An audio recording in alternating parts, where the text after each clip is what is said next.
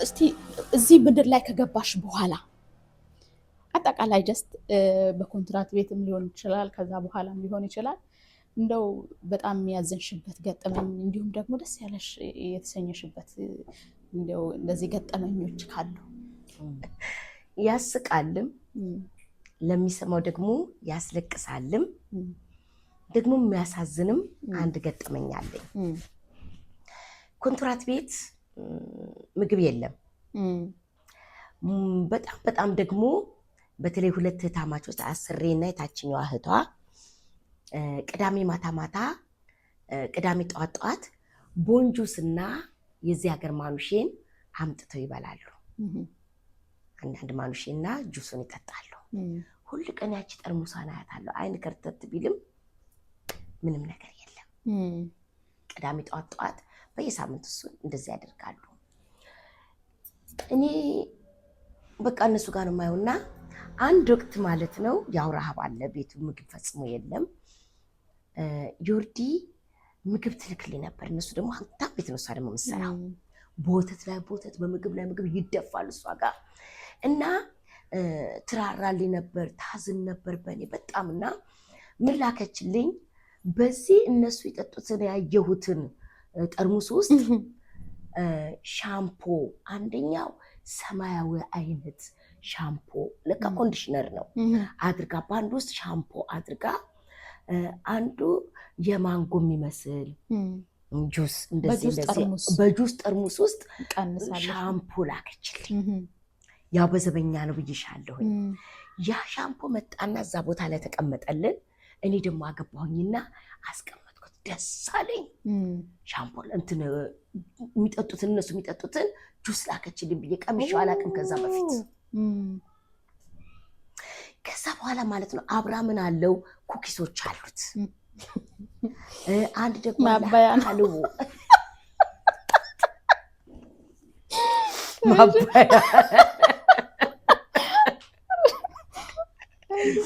እና ከዛ ማዳሚ እንዳታየው እኔ ደግሞ ስንጃ አልጋ ስሬ ነው ማስቀመጠው።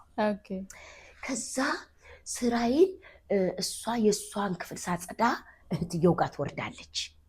እንዳታይ ስራዬን ሮጥ ብዬ እንደዚህ የሚስቡበት አለ ያስቀመጠችው ከዛ ውስጥ እጄ እዛ ክትት አድርጌ አስቀምጬ ሮጭ መጥቼ ያን ሻምፖ ሳብ አድርጌ አላጣጥመም ጥጥት አድርጌ ወደ ስራ ይሄዳል።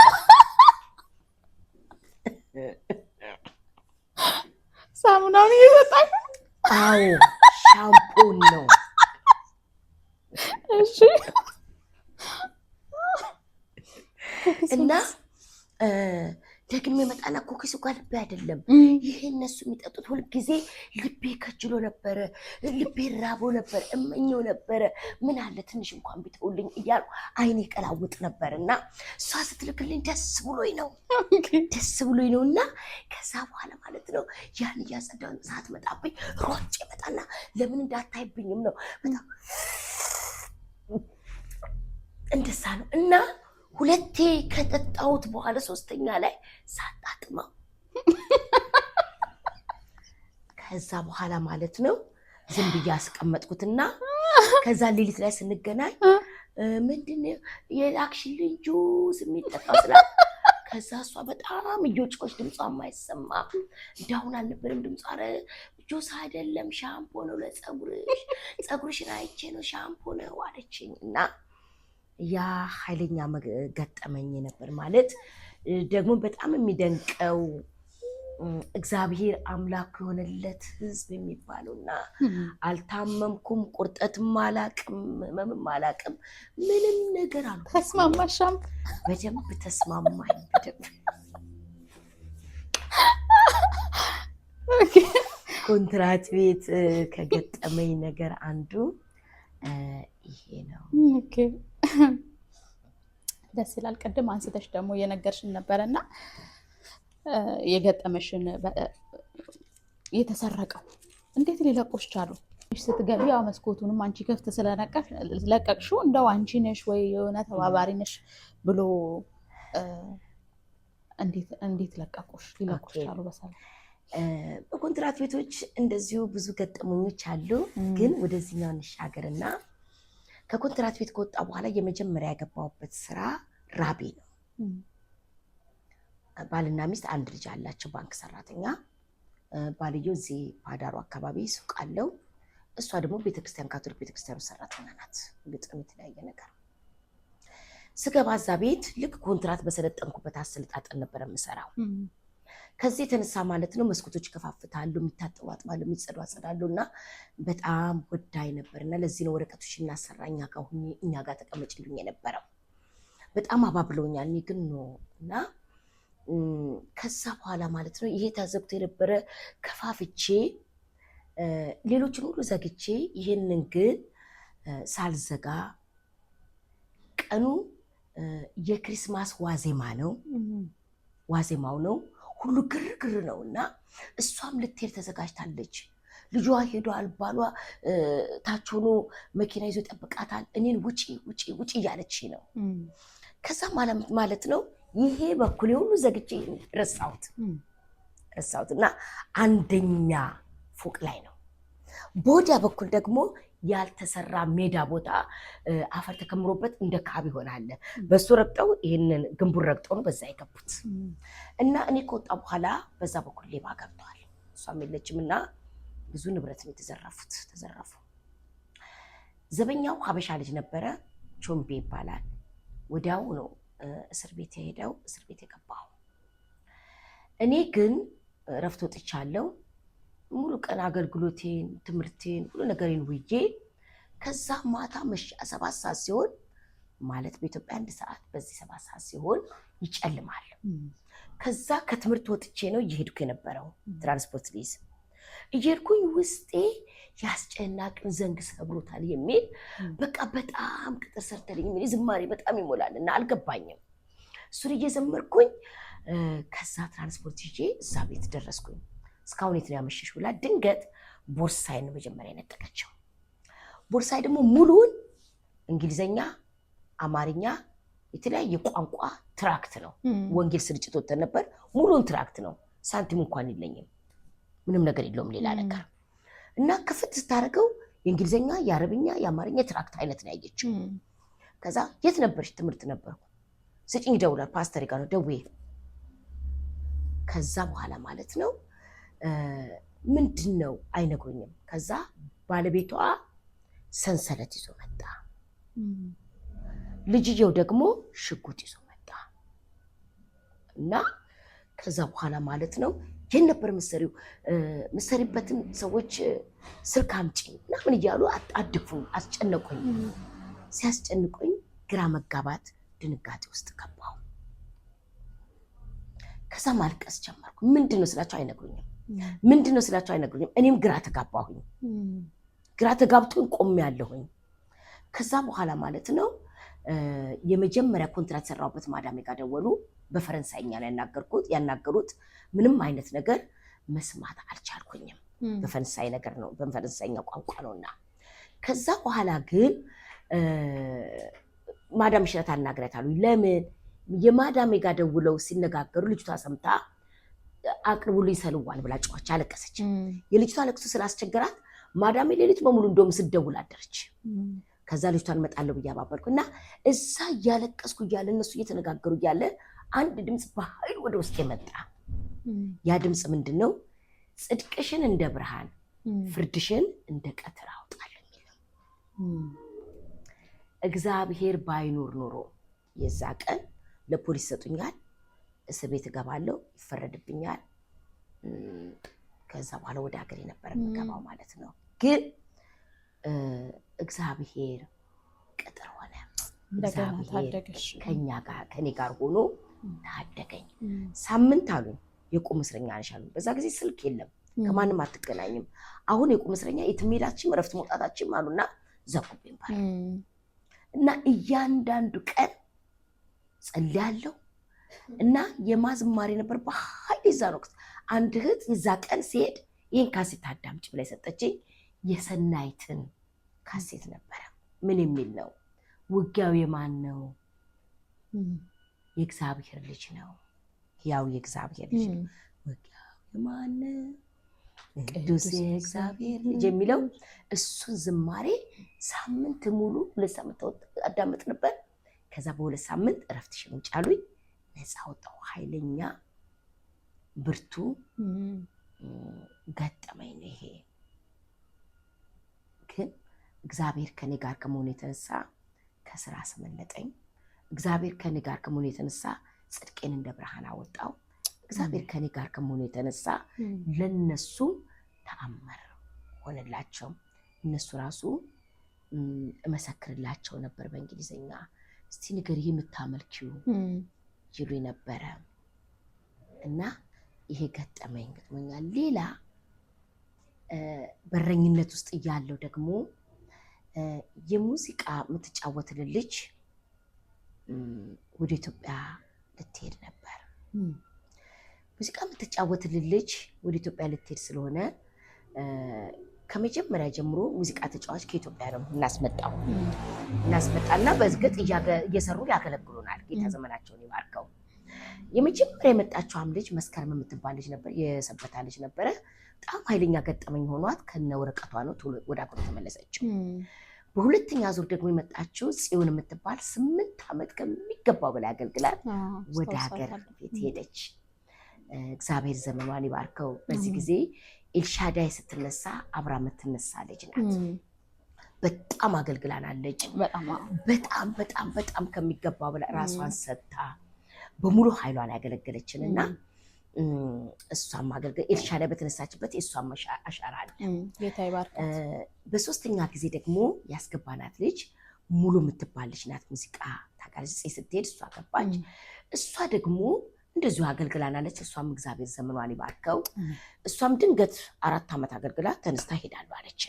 ሌላ ሙዚቀኛ ፈልጌ ማስገባት ስለነበረብኝ ሙዚቀኛ ፈለኩኝና አግኝቼ ልትገባ ሆነና ሁሉ ነገር አልቆ ቪዛ ተልኮላት የዛ ቀን ልቀበላት አበባ ይዤ ሄጃለሁ። ግን የቢሮ ሰውዬ ያው እዛ ሀገር ፍሪ ቪዛ የለም። በሰዎች ይመጡና እዛ ጋር ነው የሚለቁልንና የሚሄዱት። ከዛ በኋላ ማለት ነው እቺ ልጅ ቀጥታ አልሰጠንም። ስፖንሰሯ ይዟት ሄደ ወደ ራሱ ቤት። ጠለፈብን። ኦኬ ታገተች እቺት። ከዛ ትመጣለች ብለን በጠብቅ አልመጣችም። መጨረሻውን ቦታ ላይ ሆና ስልክ ደወለችልኝ። ስልክ ደውላ ረጅም መንገድ እየሄድኩ ነው፣ የማላውቀው አካባቢ በረሃ እየሄድኩ ነው፣ ምን እየሆነ ነው ያለው ብላ ስትለኝ ምን አልኩ፣ ደነገጥኩ። ወዲያው ለቢሮ ብሎ ዋናው ስደውልለት እሱም ግራ ገብቶታል። ያ ጊዜ ለኔ በተለይ ሳምንቱ ሙሉ ሌሊት የእንባ የለቅሶ የሰቀቀን ነው። ሌሊት ላይ እየገረፏት እየመቷት ገንዘብ በያት ይሏታል። ትደውላለች፣ ሊገሉኝ ነው እንደዚህ ነው እያለ ይደውሏታል። በቃ ልክ ማታ ሲሆን ይደውላል ስልክ። ሌሊት በሙሉ መተኛት አትችልም። አገቷት። ገንዘብ ነው የፈለጉት። ገንዘቡን እንዴት አድርገን እናቀበላቸው? መቀባበያ ዘዴ የለም። በመጨረሻ የወሰኑትን ገንዘብ ያሉትን ልንሰጥ ብለን 2 መኪና ሰዎች ሆነው ሲሄዱ የሚቀበለው ፈርቶ ሳይቀበል ሸሸ። ለምን የዛ አካባቢ ማን ነው የፀጉር ልውጥ ብለው ሲሉ ጠፋና ሸሸ። ያ ሳምንት ለኔ ከባድ ነበር። የእንባ ነበር፣ የሀዘን ነበር፣ የሰቆቃ ነበር። የሰው ነፍስ ነው። ልጅቷ ደግሞ የምትለኝም ነገር ነበራት። በጭንቅ ውስጥ ናት፣ በጣም ውስጥ ናት። እና በዛ ውስጥ እኔን ነው የምታውቀው፣ እኔም ብላን የመጣችው እና የምትለው ነገር ስለነበረ ማለት ነው። በቃ በጣም ኃይለኛ ሀዘን፣ ጭንቀት ያለፍኩበት። በእያንዳንዱ ቀን ግን እግዚአብሔር ይናገር ነበር። አስቀድሞ እሷ ከመታገቷ ከመምጣቷ በፊት ሊደሮች እንዲየጸለይን ራእያ ያለው በርሜላ ያለው በርሜል ውስጥ አንድ ልጅ አለችና እጇን እንዲያርጋ አውጡኝ ትላለች። እና ለልደሮች ነግሬ ኃይለኛ ጸለይንበታል። ግን በብዙ አልባነንኩም፣ አላወቅኩትም ወቅቱ ላይ። እና እያንዳንዱ ቀን ጌታ ይናገር ነበር። ከ7 ቀን በኋላ 7 ወደ 9 ቀን እንደዚህ አካባቢ ከሆነ በኋላ ሰው እግዚአብሔር አገናኘን። በዛ ሰው አማካኝነት የሚገባውን ከፍለን ልጅቷ ምንም ሳይነኳት ምንም ሳያረጓት በንጽህና አስረከቡ። ለኔ የኃይለኛ ገጠመኝ ነው፣ ጭንቅ ነው። ከዛ በኋላ እንዳልደፍር አደረገኝ።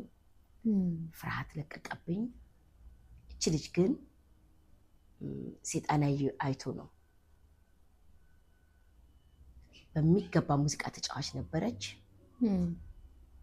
ቤተክርስቲያንን አገልግላለች፣ በሚገባ አገልግላናለች።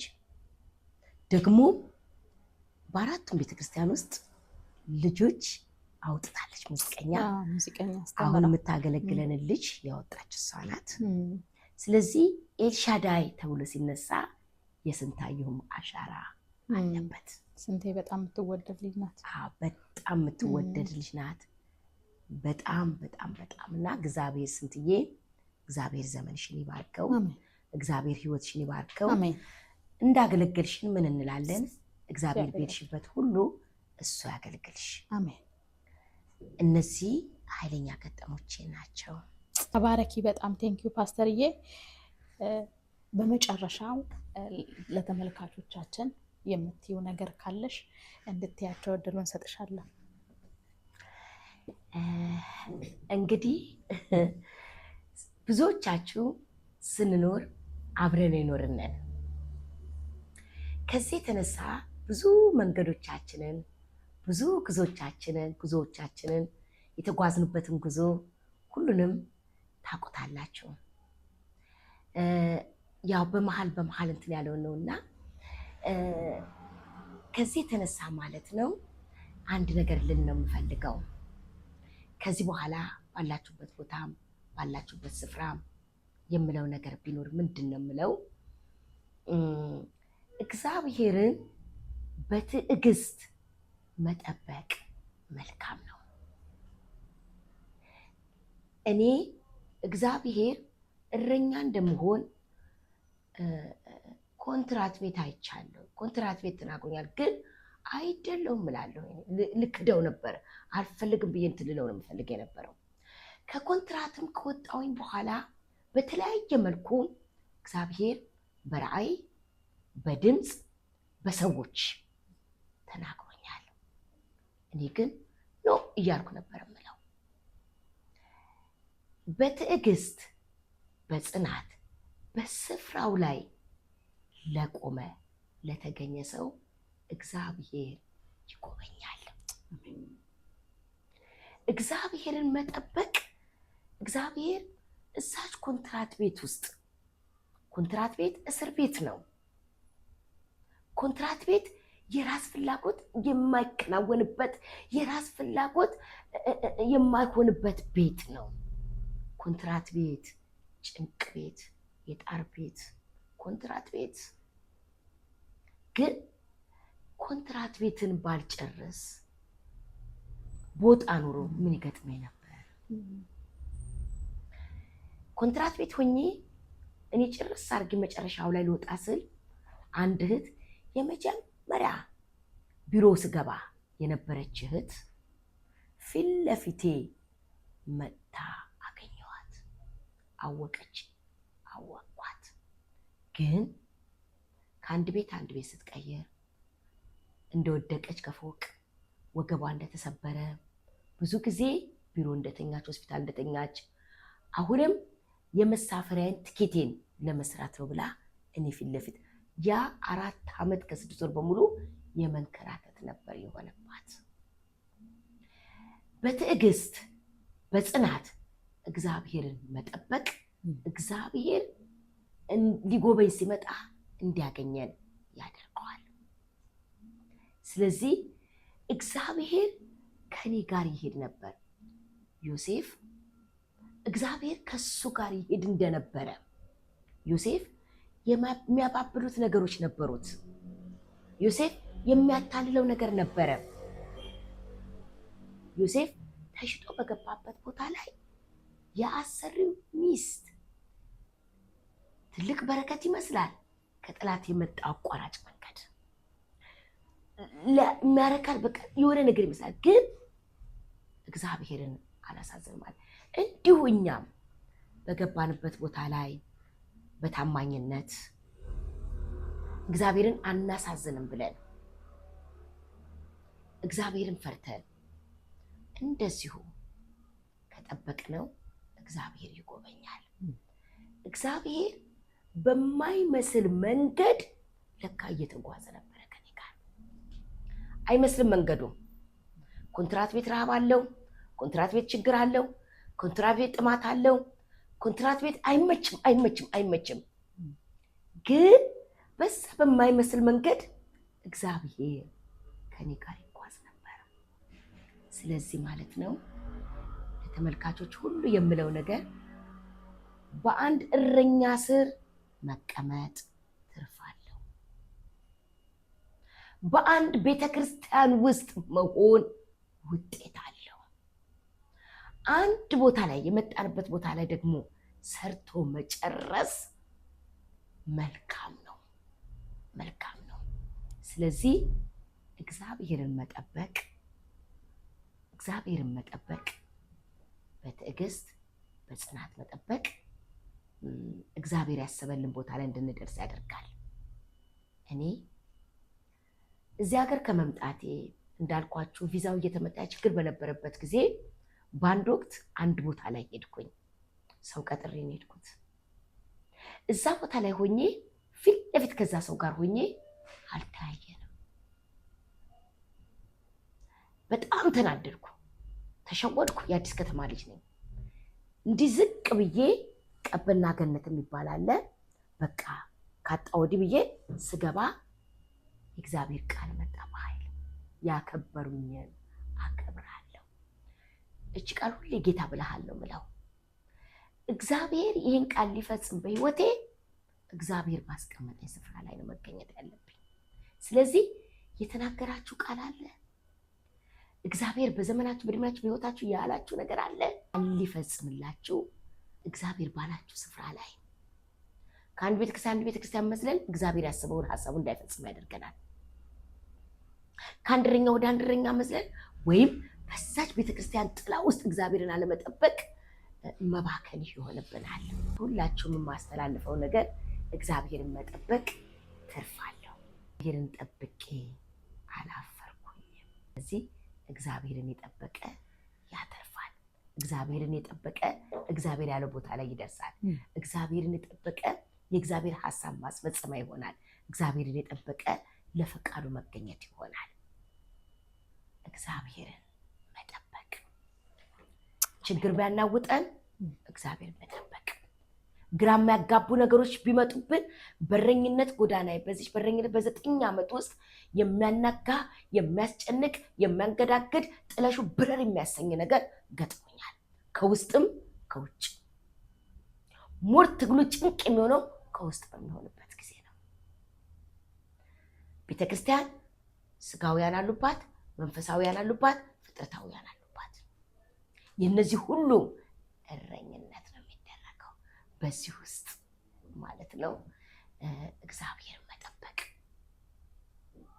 እግዚአብሔርን መጠበቅ እሱ ያለን ቦታ ላይ እንደርስ ያደርጋል። ሌላው እግዚአብሔርን በመጠበቅ ውስጥ ከክብር ወደ ክብር፣ ከኃይል ወደ ኃይል፣ ከአቅም ወደ አቅም ይኬዳል። እኔ እግዚአብሔርን በመጠበቅ ውስጥ ማለት ነው እስቲል አሁንም እግዚአብሔርን ስጠብቀው ኃይል ይታደሳል። እግዚአብሔርን ስጠብቀው ሌሎች ሲነግሩኝ ነው የማገኘው። ተለወጥሽ ይሉኛል። አቤት የቃል መረዳትሽ ይሉኛል። ይህ ሁሉ እግዚአብሔርን በመጠበቅ ውስጥ ነው። ትላንት የመታው ደግሞ አይመታኝም። በቃ እግዚአብሔርን በመጠበቅ ውስጥ። ስለዚህ እግዚአብሔርን መጠበቅ እግዚአብሔር ላለልን ነገር መገኘት ይሆናል። እግዚአብሔር ሊመነዝረን ሲመጣ አያጣንም። እግዚአብሔር የልቡን ሀሳብ ሊገልጥብን ሲመጣ አያጣንም። በስፍራችን በቦታችን እግዚአብሔር ባስቀመጠን ቦታ እግዚአብሔርን መጠበቅ ይሆንልን። ተባረኪ ፓስተርዬ። እንግዲህ ተመልካቾቻችን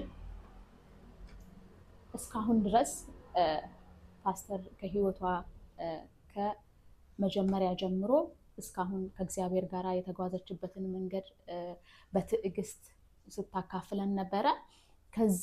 ከሷ ህይወት ብዙ ነገር እንደተማራችሁ እና ብዙ ነገር እንደተጠቀማችሁ አምናለሁኝ። እንግዲህ ብዙዎቻችን እግዚአብሔርን እንዳለችው እግዚአብሔርን መጠበቅና እንዲሁም ደግሞ እግዚአብሔርን መጠባበቅ ታግሰን እግዚአብሔር ወደሚፈልገው ስፍራ ለመድረስ በዛ ውስጥ ብዙ መከራዎች አሉ፣ ብዙ ውጣ ውረዶች እንዳሉ አይተናልና እግዚአብሔርን እንዴት መጠበቅ እንዳለብን ከሷ ተምረናል።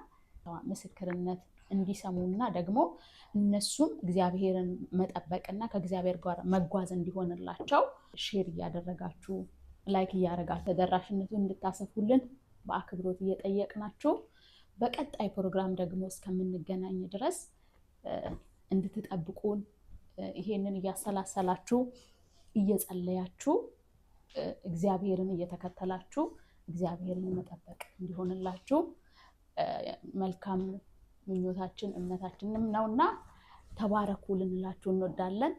በኤልሻዳይ ኢንተርናሽናል ቸርች ስም እናመሰግናችኋለን። ተባረኩ።